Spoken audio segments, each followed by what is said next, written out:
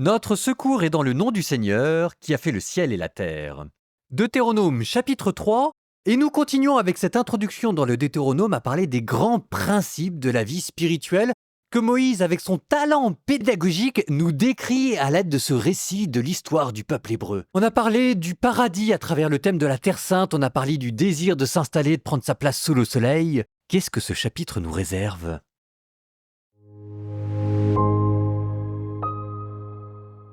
Nous avons obliqué pour monter en direction du Bashan, mais Og, roi de Bashan, est sorti à notre rencontre, lui et tout son peuple, pour combattre à Édrei. Le Seigneur m'a dit, « Ne le crains pas, car je l'ai livré entre tes mains, lui, son peuple et son pays. Tu le traiteras comme tu as traité Shéon, roi des Amorites qui habitait Heshbon. Et le Seigneur, notre Dieu, a aussi livré entre nos mains Og, roi de Bashan, et tout son peuple. Nous les avons battus, sans leur laisser aucun survivant. Nous avons conquis toute leur ville en ce temps-là. Pas une cité qui ne leur fut prise. Il y en avait 60 dans toute la région d'Argob, située dans le Bashan où régnait Og. Toutes ces villes étaient fortifiées avec de hautes murailles et des doubles portes verrouillées. Il y avait en outre un très grand nombre de villages. Nous les avons voués à l'anathème. Comme nous l'avions fait pour les villes de Shéon, roi de Heshbon, nous avons voué chaque ville à l'anathème, hommes, femmes et enfants. Et nous avons gardé comme butin tout le bétail et les dépouilles prises dans ces villes. En ce temps-là, nous avons donc pris aux 2 rois des Amorites ce pays qui se trouve au-delà du Jourdain, depuis le torrent de l'Arnon jusqu'au mont Hermon, que les gens de Sidon appelaient Sirion, et les Amorites Sénir. Nous avons pris toutes les villes du plateau, tout le Galaad et tout le Bashan, jusqu'à Salca et Édrei, ville du Bashan où régnait Og. Og, roi de Bashan, était le seul survivant des géants réphaïtes. Son lit était un lit de fer. Ne serait-ce pas celui qu'on voit à Rabat des Ammonites ? Un lit qui fait bien 9 coudées de long et 4 coudées de large. C'est de ce pays que nous avons pris possession en ce temps-là. Le territoire depuis Aroer, sur le torrent de l'Arnon, et la moitié des monts de Galade avec ses villes, je les ai donnés aux gens de Rouben et de Gad. Le reste du Galade et tout le Bashan, royaume d'Og, je les ai donnés à la moitié de la tribu de Manassé, toute la région de l'Argob et tout le Bashan qu'on appelle le pays des Réphaïtes. Yaïr, fils de Manassé, prit toute la région d'Argob jusqu'à la frontière des Guéchourites et des Maacatites. Il a donné son nom à ces contrées du Bashan, qu'on appelle aujourd'hui encore les campements de Yaïr. C'est à Makir que j'ai donné le Galaad. Aux gens de Roubed et de Gad, j'ai donné le territoire qui s'étend du Galaad jusqu'au torrent de l'Arnon, le milieu du torrent servant de frontière, et jusqu'au torrent du Yabok, frontière des Ammonites. Je leur ai donné la Araba, le Jourdain servant de frontière, de Kinéret à la mer de la Araba, la mer morte, au bas des pentes du Pisga à l'est. Voici ce que je vous ai ordonné en ce temps-là. C'est le Seigneur votre Dieu qui vous a donné ce pays pour que vous le possédiez en héritage. Vous y passerez devant vos frères, les fils d'Israël, vous les guerriers, en tenue de combat. Seuls vos femmes, vos enfants et votre cheptel, qui, je le sais, sera nombreux, habiteront dans les villes que je vous ai données. Cela jusqu'au jour où le Seigneur accordera le repos à vos frères comme à vous-mêmes, alors ils posséderont, eux aussi, le pays que leur donne le Seigneur votre Dieu au-delà du Jourdain. Vous retournerez chacun dans le territoire que je vous ai donné en héritage. À Josué, en ce temps-là, j'ai ordonné: tu vois de tes propres yeux tout ce que le Seigneur votre Dieu a fait à ces 2 rois. Le Seigneur traitera de même tous les royaumes que tu vas traverser. N'ayez pas peur, car c'est le Seigneur votre Dieu qui combat pour vous.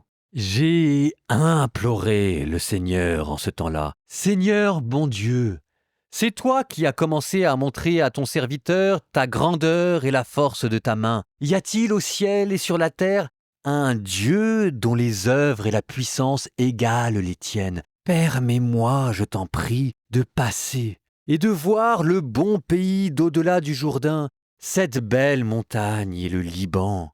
Mais à cause de vous, le Seigneur s'est mis en colère contre moi, et il ne m'a pas écouté. Il m'a dit, « Assez, ne recommence pas à me parler de cette affaire. Monte au sommet du Pisga. Porte ton regard vers l'ouest, le nord, le sud et l'est. Regarde de tous tes yeux, car le Jourdain que voici, tu ne le passeras pas.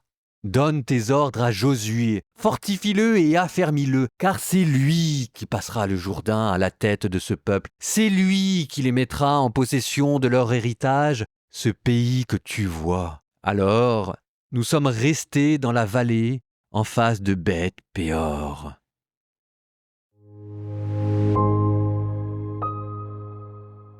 Sacré Moïse, hein. Il peut pas s'empêcher d'en rajouter une couche à chaque fois. Vous sentez en fait que Moïse, il l'a vraiment mauvaise. En même temps, on le comprend, hein. Enfin, je veux dire, il est en haut d'une montagne, il va bientôt voir la terre promise qui s'offre devant lui. Il a travaillé tout ça pour ça toute sa vie et il n'y rentrera pas. Et ça, il a toujours pas digéré, hein. Donc, mais c'est à cause de vous que le Seigneur s'est mis en colère contre moi. Que les gens qu'il a en face de lui, c'est les petits jeunes qui y sont pour rien, hein. Il ne m'a pas écouté. Alors que c'est quand même Moïse qui s'est rebellé. Vous vous souvenez de toutes les petites fissures qu'on avait vues? Alors j'avais bien pris soin de ne pas en rajouter. Parce que Moïse reste le plus humble des hommes, le plus grand des prophètes. Il a vu l'image de Dieu.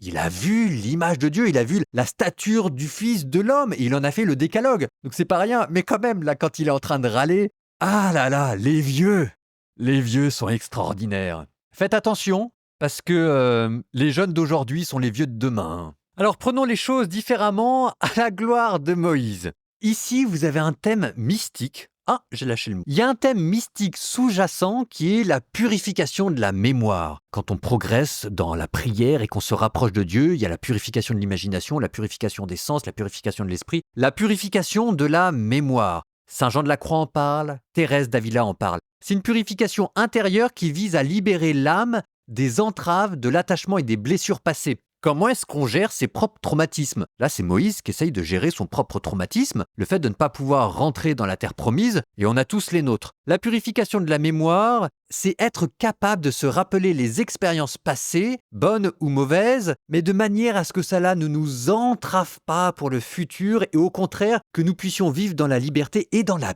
paix. La paix avec nous-mêmes. Déjà, ce sera pas mal avant d'être parfaitement en paix avec les autres. Mais la paix avec Dieu et la paix avec nous-mêmes. Et là, la purification de la mémoire, c'est apprendre à se guérir et à libérer ses souvenirs. Non pas en les effaçant, et vous voyez que Moïse ne les efface pas, et vous voyez comment est-ce qu'il reste prisonnier d'une certaine forme d'amertume, mais vous pouvez aussi sentir qu'il y a le travail de purifier et de reprendre avec Dieu ce qu'il a vécu, et que c'est pas simplement le plaisir de donner des leçons aux petits jeunes. Vous sentez Moïse, peut-être, on va voir comment est-ce qu'il progresse à la fin du Deutéronome. Mais la progression de Moïse n'est pas terminée. Moïse qui est en train d'accéder, peut-être, devant nous, à un nouveau stade mystique. La purification de la mémoire, ça fait partie du chemin de la nuit de l'esprit. La nuit de la mémoire dont parlent les mystiques. Ils disent que c'est une étape essentielle pour arriver à cette liberté intérieure, la pureté du cœur et la paix de l'âme, qui permet après d'atteindre l'union mystique. Moïse arrivera-t-il à l'union mystique au terme du Deutéronome? C'est peut-être plus intéressant ça d'ailleurs comme question que de savoir les relations entre les vieux et les jeunes. Et c'est là où on retrouve à travers cette introduction du Deutéronome les grands principes de la vie spirituelle. Après le bonheur, la vie éternelle, le paradis. Après le désir de s'installer, c'était maintenant le récit de vie. Psaume 34, première partie. Accuse Seigneur ceux qui m'accusent, attaque ceux qui m'attaquent. Prends une armure, un bouclier, lève-toi pour me défendre. Brandis la lance et l'épée contre ceux qui me poursuivent. Parle et dis-moi, je suis ton salut. Qu'ils soient humiliés, déshonorés ceux qui s'en prennent à ma vie. Qu'ils reculent couverts de honte ceux qui veulent mon malheur. Qu'ils soient comme la paille dans le vent lorsque l'ange du Seigneur les balayera. Que leur chemin soit obscur et glissant lorsque l'ange du Seigneur les chassera. Sans raison, ils ont tendu leur filet, et sans raison creusé un trou pour me perdre. Qu'un désastre imprévu les surprenne, qu'ils soient pris dans le filet qu'ils ont caché, et dans ce désastre, qu'ils succombent. Pour moi, le Seigneur sera ma joie, et son salut mon allégresse. De tout mon être, je dirai, qui est comme toi, Seigneur, pour arracher un pauvre à plus fort que lui, un pauvre, un malheureux à qui le dépouille.